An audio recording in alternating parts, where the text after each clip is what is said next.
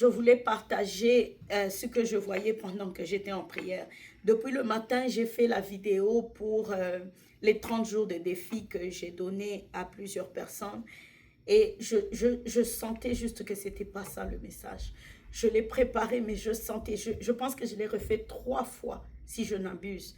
Et je sentais que ce n'était pas ça le message. Alors qu'on était en train de prier, j'ai reçu le message clairement.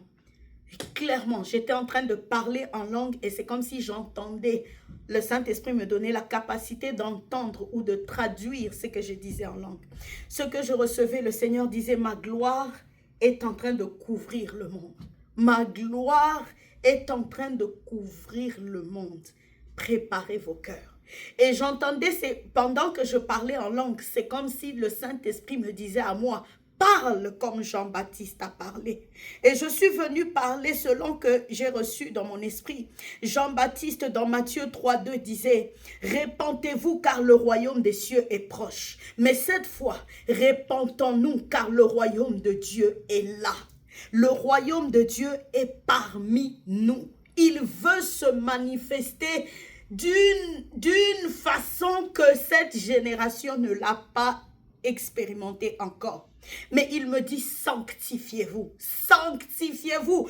Il ne peut pas se manifester dans des vaisseaux ou des corps qui sont impurs. Il veut manifester sa gloire dans cette génération, mais il a besoin des vaisseaux sanctifiés. Il a besoin des corps qui sont sanctifiés. Il a besoin des vies qui sont mises à part. J'entendais, sanctifiez-vous, parle aux nations comme Jean-Baptiste a parlé. Dis-leur que mon royaume est là. Mais il faut se sanctifier, se sanctifier, se sanctifier. Et je recevais le passage de Romains 8:19 qui dit ceci. La création attend avec un ardent désir la révélation des fils de Dieu. Nous sommes arrivés au temps où cette parole devient plus vraie que jamais.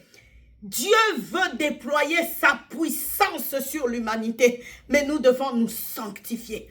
Revenons à la repentance et à la sanctification. Revenons à la repentance et à la sanctification. Nous n'avons pas besoin de chercher la puissance. Bien que Corinthiens dit, aspirez aux dons, nous n'avons même pas besoin de chercher les dons. Quand nous serons sanctifiés, la puissance de Dieu qui va se déchaîner sur nous est sans précédent. Je reviens et je reviens encore parce que je sens le fardeau de Dieu pour ce temps et pour cette génération. La sanctification, la repentance et la sanctification.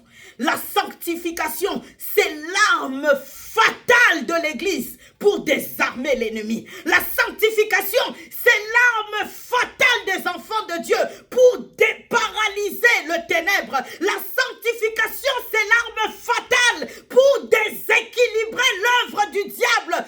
Revenons à la sanctification et à la repentance. La sanctification et à la repentance. La création nous attend. La révélation des fils. Car la création a été soumise à la vanité. Non à son gré, mais à cause de celui qui lui a soumise. Avec l'espérance, je m'excuse. Oh là là, j'ai perdu le passage. Je vais le lire.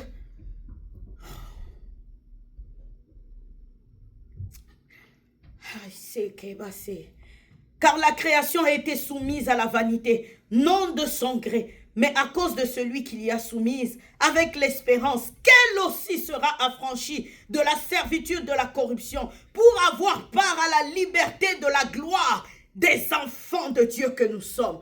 La création nous attend, Montréal nous attend, ta ville t'attend, ta région t'attend. C'est maintenant le temps. Sanctifions-nous, répentons-nous, ramenons nos cœurs à Christ. Ramenons nos cœurs à Christ. Au nom de Jésus.